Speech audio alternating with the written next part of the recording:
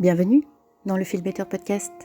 Je m'appelle Colline et mon but est de créer une communauté au sein de laquelle on prône l'amour de soi et l'épanouissement personnel. Dans ce podcast, on parlera d'émotions, de relations et d'introspection. Et j'espère pouvoir t'apporter quelques clés pour t'aider à mieux te connaître, à mieux t'accepter et à construire la vie que tu veux et que tu mérites. Bonjour à tous et bienvenue dans l'épisode numéro 20 du Feel Better Podcast. Et oui, ça fait déjà 20 épisodes, donc 20 semaines que je vous partage ma philosophie chaque semaine en espérant que ça vous apporte quelques informations utiles, peut-être même quelques déclics.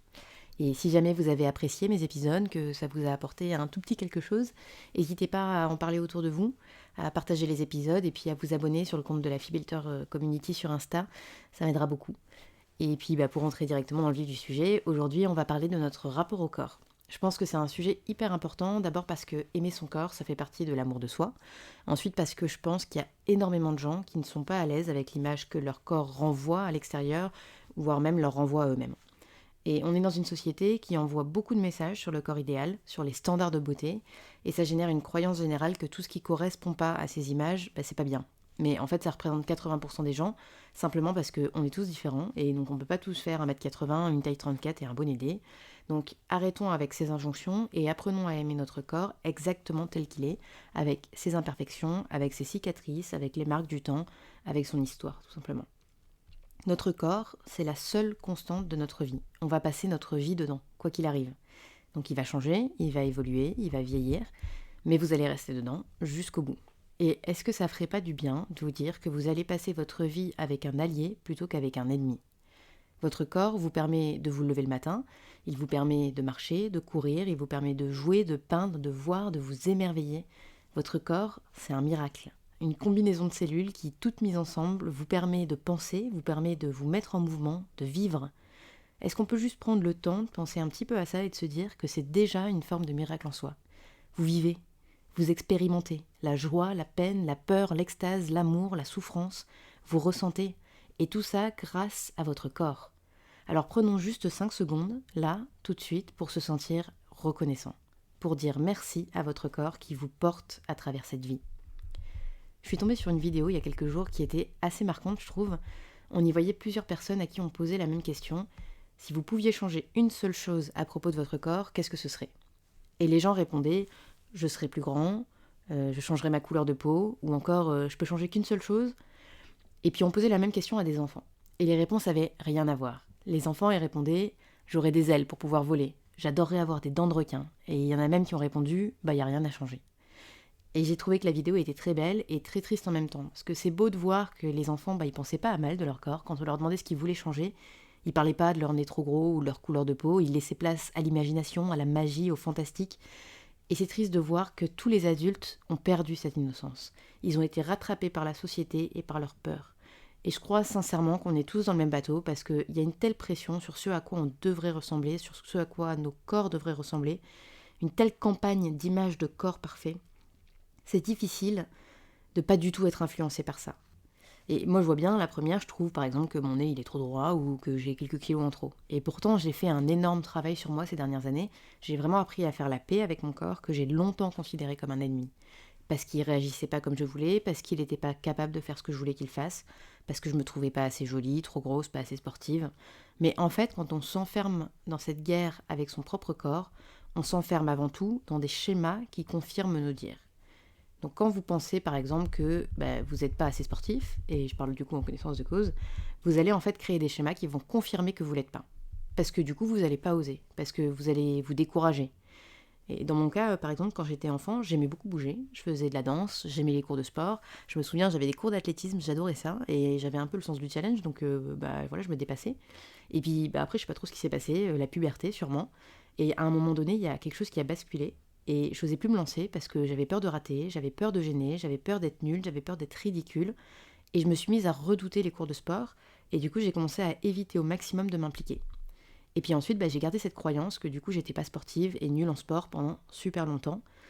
Et j'ai entretenu cette réalité en évitant de bouger. Et puis un jour, je me suis remise à courir.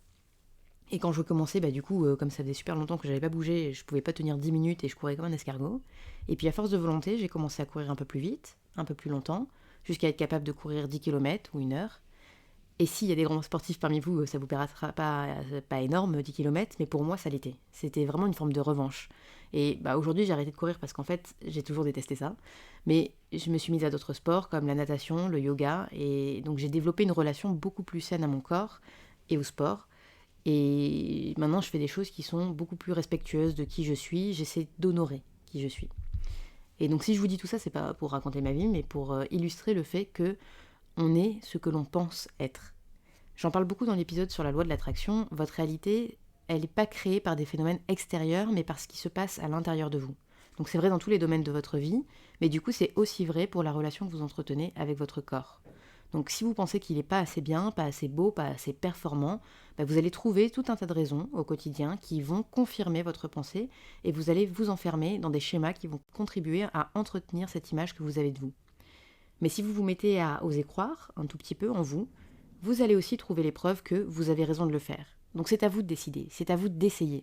Si vous voulez être plus sportif, par exemple, commencez à bouger plus. Si vous voulez vous trouver plus jolie, commencez à vous regarder dans le miroir et à noter ce que vous aimez chez vous. Parce que ça part de vous, de votre capacité à croire en vous, de votre capacité à croire que vous allez y arriver. Et je pense que c'est vraiment important d'analyser ce qui nous fait croire qu'on ne va pas y arriver. Parce que si vous vous contentez d'essayer sans croire en vous, et que vous n'essayez pas de comprendre pourquoi vous ne croyez pas en vous, vous allez à un moment donné vouloir abandonner, et quand ce moment viendra, vous allez réalimenter à nouveau votre schéma de pensée qui dit que vous n'êtes pas fait pour ça, c'est pas pour vous, que vous ne pouvez pas y arriver. Donc si vous voulez maigrir par exemple, oui bien sûr il faut bouger plus et puis il faut manger sainement, mais il faut aussi et surtout comprendre le mécanisme de faux pensées qui vous amène à manger compulsivement ou à ne pas avoir envie de bouger. Et je crois que c'est aussi très important de comprendre pourquoi vous êtes amené à ne pas aimer votre corps tel qu'il est aujourd'hui. Pourquoi est-ce que vous avez envie de perdre du poids ? Est-ce que c'est pour plaire aux autres ? Est-ce que c'est pour vous aimer vous-même ? Parce que je ne crois pas que ça marche dans ce sens-là. Malheureusement, je crois que l'amour de soi doit venir en premier, peu importe à quoi ressemble votre corps. S'aimer inconditionnellement, c'est justement s'apporter le respect nécessaire pour vouloir et pouvoir traiter son corps correctement. Et quand je dis correctement, je veux dire avec bienveillance, avec douceur, mais aussi en cherchant à l'alimenter sainement et à le faire bouger régulièrement. Pas parce que c'est ce qu'on attend de nous, mais parce qu'on est convaincu que c'est ce qui est bon pour nous. Que c'est ce qui va nous permettre de nous sentir en forme, de nous sentir plein d'énergie, que c'est ce qui va nous permettre d'accomplir plein de tâches avec entrain et donc de nous permettre d'être efficace, efficient. En fait, ce qu'on devrait vouloir, c'est pas un corps parfait, mais un corps qui nous permet de nous sentir bien. Quand on s'aime d'abord avant de chercher à changer son corps, c'est ce qu'on apprend, c'est ce qu'on comprend, et ça change complètement la vision qu'on peut avoir de la perte de poids ou du sport ou des rituels beauté qu'on peut avoir pour se sentir mieux dans sa peau. Parce que quand on s'aime d'abord, tout ce qu'on entreprend est mis en place par respect et amour de soi. Alors que quand on cherche à changer pour s'aimer, on peut être prêt à faire beaucoup de choses pour atteindre cet amour de soi, parfois des choses qui ne nous permettent pas de nous respecter nous-mêmes. Je pense par exemple au régime, manger que du raisin ou du chou pendant 15 jours, c'est pas vous traiter avec respect. Faire du cardio pendant des heures tous les jours, c'est pas non plus vous respecter. Et ce qui est dangereux également, je pense, c'est que lorsqu'on n'aime pas son corps, lorsqu'on ne traite pas bien son corps et lorsqu'on s'aime pas soi assez, on autorise du coup aussi les autres à traiter notre corps de la même manière qu'on le traite nous-mêmes. Et là, je pense qu'on rentre dans un sujet qui est très complexe, mais en même temps très important. Votre corps ne mérite jamais d'être brutalisé et vos limites doivent toujours être respectées. Et si c'est pas ce que vous ressentez au sein de votre relation, c'est qu'il y a un problème. Et je rentre même pas dans le détail des relations abusives, parce que je pense que déjà, au sein d'une relation entre guillemets normale, il y a beaucoup de femmes, notamment, qui osent pas poser leurs limites, qui se sentent obligées, par exemple, de faire l'amour, alors qu'elles en ont pas envie. Et ça, c'est une forme de non-respect de votre corps. C'est un non-respect de vos limites que vous autorisez. Et pourtant, pour votre intégrité mentale et physique, ce sont des limites qui sont extrêmement intimes, et donc extrêmement importantes. Et c'est pas normal de se forcer. S'il y a des problèmes d'envie, de désir, c'est qu'il y a autre chose qui se trame. Et se forcer, ça va certainement pas arranger les choses, et ça va certainement pas vous aider à vous sentir aimé, chéri, sécurisé. Et je pense que ce comportement, c'est en fait extrêmement courant, parce qu'encore une fois, il y a beaucoup d'attentes de la société.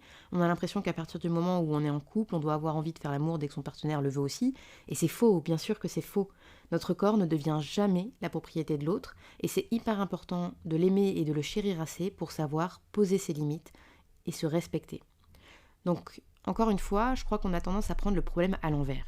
On se dit souvent qu'on aimera son corps quand on aura perdu des kilos, quand on sera aimé par quelqu'un, mais cette recherche de l'amour de soi qui est conditionnée à un événement, elle nous amène en fait à faire des choses, à nouer des relations qui sont pas bonnes pour nous. Donc je pense que c'est vraiment important d'apprendre à faire les choses dans l'autre sens. Même si c'est pas intuitif, même si on sait pas bien comment faire, mais c'est important d'apprendre d'abord à aimer son corps. Parce qu'ensuite, vous ferez les choses pour les bonnes raisons. Et quand on fait les choses pour les bonnes raisons, il y a beaucoup plus de chances que ça marche, et deux, on risque beaucoup moins de se retrouver dans une situation où on se fait souffrir soi-même, où on fait des choses qui trahissent un manque de respect pour notre corps. Donc si je reprends l'exemple de la perte de poids par exemple, si vous cherchez à perdre du poids parce que vous pensez que c'est ce qui va vous permettre enfin d'être digne d'être aimé, parce que vous avez le sentiment que c'est ce que la société attend de vous pour pouvoir être belle, si vous vous aimez pas, si vous vous respectez pas, vous allez vous retrouver à faire des régimes à 500 calories par jour à base de feuilles de chou en essayant de faire 2 heures de cardio par jour. Et je force le trait pour l'exemple, mais je pense sincèrement que ça existe. Et donc forcément ça marche pas parce que la seule chose que vous faites, c'est de vous affamer et de pousser votre corps au-delà de ses limites. Donc c'est dangereux pour votre santé, c'est dangereux pour votre corps, c'est un manque de respect pour vous-même. Maintenant, si on prend l'exercice à l'envers et qu'on se dit que malgré nos kilos en trop, on a appris à s'aimer exactement tel que l'on est, ce qui va motiver la perte de poids, ça va être le fait de vouloir rester en bonne santé, par exemple. Le fait de vouloir toujours se sentir au meilleur de sa forme, parce qu'on veut pouvoir jouer avec ses enfants, par exemple, ou alors parce qu'on a tout un tas de projets qu'on a envie d'accomplir. Et dans ce cas-là, on ne va pas se lancer dans ce projet avec la même obsession, avec les mêmes risques. On est plutôt prêt à faire les choses doucement, à changer nos habitudes alimentaires sainement, à incorporer le sport dans nos vies intelligemment. Donc on construit quelque chose qui respecte notre corps, qui respecte qui l'on est, ce que l'on veut, ce que l'on aime, et on construit quelque chose du coup qui est pérenne dans le temps. Parce qu'on l'a fait avec amour, parce qu'on l'a fait pour les bonnes raisons. Alors comment on fait, vous allez me dire, pour s'aimer sans condition, pour s'aimer malgré nos cicatrices, nos kilos en trop, notre nez trop droit, nos pommettes trop saillantes, nos lèvres trop minces ou trop charnues. Comment on fait pour s'aimer quand on a du mal à se regarder dans le miroir sans trouver quelque chose à redire? Malheureusement, j'ai pas de réponse miracle pour vous aujourd'hui, mais je vais quand même vous dire ça. D'abord, il faut se détacher de l'illusion que vous allez vous aimer quand. Comme on l'a dit dans cet épisode, ça peut devenir très néfaste. Donc je pense qu'il faut déjà être convaincu que vous avez envie de vous aimer maintenant, exactement tel que vous êtes, parce que tant que vous êtes attaché à l'illusion du quand j'aurai perdu mes kilos, quand j'aurai trouvé quelqu'un qui m'aime, quand je me serai fait refaire le nez, tant qu'on est attaché à cette illusion, on ne peut pas commencer à faire le travail nécessaire à l'amour de soi. Ensuite, il faut apprendre, je crois, à changer le lexique qu'on utilise pour parler de soi, et il faut apprendre à se traiter avec plus de bienveillance. Et je pense ça peut être utile aussi d'apprendre à se regarder dans le miroir, parce que quand on s'aime pas, on a tendance à fuir notre reflet. Et moi, je sais que je l'ai fait pour moi, j'ai appris à me regarder dans le miroir et à me demander qu'est-ce que j'aime chez moi. Et il y a forcément quelque chose. Ça peut être la couleur ou la forme des yeux, la couleur des cheveux, les jolies boucles, la fossette au coin de la bouche quand on sourit, nos jambes, peu importe, il y a forcément une petite chose que vous aimez chez vous. Donc on se regarde, on se concentre sur cette chose qu'on aime, et avec le temps, on s'habitue à ce visage, à ce corps dans le miroir. On se rend compte qu'il y a d'autres choses qu'on aime. On se rend compte qu'on a peut-être été toujours un peu dur avec soi, et qu'il est peut-être temps d'être un peu plus clément. Et je vous partage ça parce que c'est quelque chose que j'ai fait il y a longtemps maintenant, mais je crois que ça m'a aidé. Et ce qui est sûr en tout cas, c'est que apprendre à aimer ce qu'on voit dans le miroir, c'est un travail qui prend du temps. Mais je crois aussi qu'à partir du moment où on décide qu'on a envie de s'aimer comme on est, et qu'on essaie jour après jour de voir ce qu'il y a de beau en nous, de se parler avec plus de bienveillance, plus de gentillesse, si on fait l'effort aussi d'essayer de comprendre nos schémas de pensée, de comprendre pourquoi on est aussi dur avec nous-mêmes parfois, de comprendre qu'est-ce qui nous pousse à vouloir changer notre corps, quand on tire les ficelles, on découvre des vérités, des blessures, et quand on prend conscience de tout ça, ça devient plus facile de faire la paix avec son corps. Bref, c'est un travail qui est long, qui est difficile, c'est un travail qui est propre à chacun, donc personne ne peut le faire pour vous, mais je pense sincèrement que c'est un travail nécessaire car on va passer notre vie dans notre corps, on en a hérité à la naissance et on va le garder toute la vie, donc on peut décider d'en faire un allié ou d'en faire un ennemi. Et ce choix, c'est 100% le nôtre. Alors décidons bien, décidons d'honorer le miracle de cette vie qui anime notre corps, décidons que notre corps qui nous permet de respirer, de penser, de rire et d'aimer est bien assez exactement tel qu'il est. Voilà, je vais m'arrêter là pour aujourd'hui. Si je devais résumer les principaux messages de cet épisode, je dirais d'abord que on est tous amenés à confronter notre corps avec l'image du corps parfait véhiculée dans la société, donc ça génère beaucoup d'insécurité, de perte de confiance en soi, car finalement peu de monde répondent à ces critères puisqu'on est tous différents et tous uniques. En deux, du coup, pourtant, notre corps, c'est un miracle à part entière. Il nous permet de vivre, de ressentir, d'expérimenter. C'est le vaisseau nécessaire à notre existence. Et il est bon de se rappeler de temps en temps et de prendre le temps de se sentir reconnaissant. En 3, on pense souvent qu'on aimera son corps quand. Mais c'est une erreur qui nous amène à transgresser nos limites pour atteindre ce but. Il faut apprendre à aimer son corps dans l'instant présent. Il n'y a que comme ça que vous réaliserez vos objectifs en assurant constamment respect et bienveillance pour votre corps. Voilà, j'espère que cet épisode vous a plu, qui vous a donné envie de vous apporter un peu plus d'amour et de bienveillance et qui vous aidera à honorer votre corps exactement tel qu'il est. Si vous avez aimé l'épisode, n'hésitez pas à vous abonner, à laisser un petit commentaire directement sur la plateforme d'écoute que vous avez choisie.